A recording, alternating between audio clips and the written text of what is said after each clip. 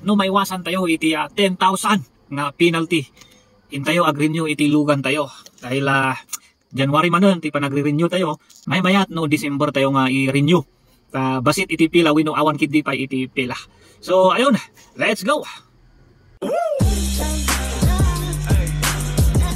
So the first step tayo. Intayo pa agpa smoke test dito ya tuding ayan ni Gemrich Smoke Test Center. Dito. Ayun. Awan ti pila. Yun no. Awan ti pila. So ayun no, ada tayo dito ayan ni Gemrich Immersion Center. At least awan ti pila so dito kamayatan na no last week iti December nga smoke test tayo.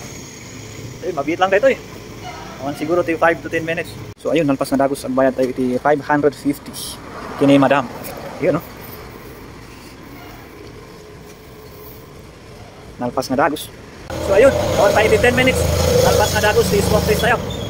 Next step tayo apan tayo ijay bakal LTO for stem cell dito ilugan tayo. So let's go.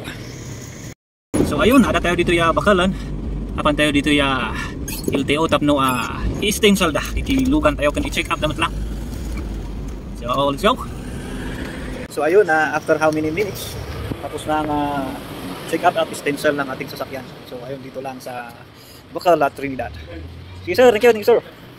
So ang next step natin, pupunta na tayo sa Pagdal, Baguio City para kumuha ng insurance at pumunta na rin tayo sa main office nila sa LTO para magbayad. So ayun, let's go. Ada tayo iti sangubat lang iti LTO at ala iti insurance tayo para iti bukan tayo sakbay tayo maapan iti main office iti LTO. So let's go.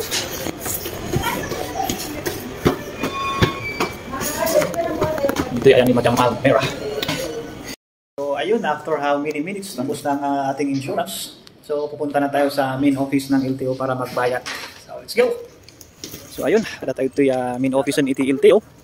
Tayo agbayadan tapno malpas nga mai-register iti lugan tayo tapno awan iti problema tayo.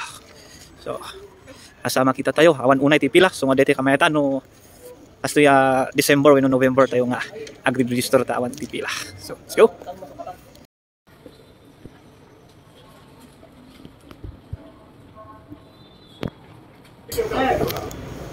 So ayun, after how many minutes ada nga dagos, napas nga dagos kat agbayad tayo dito cashier. Okay, so ayun, awan pa iti 2 nga oras na i-register iti lugan tayo. Kanda iti jay papeles tayo nga naka-register so awan iti problema tayo. Nalpas iti registration iti lugan tayo. So nakagastos tayo iti 3,560. 550 ijay smoke test, 900 iti insurance, and then 2,110 dito LTO iti nabayadan tayo. So all in all 3,560. So nalpasan iti registration tayo awanan iti problema. So reminders lagi jay kakadua nga hanpay nga naka-register iti lugan daw ino motor da. Ano san yung i-register tapno awan iti problema tayo no anyaman iti papanan tayo. And then maiwasan tayo matlang iti penalty nga 10,000. Dahil po iti penalty iti unregistered nga lugan. So reminders lang, reminders. So ayun mga ka-checkpoint. Ingat-ingat and God bless sa ating lahat.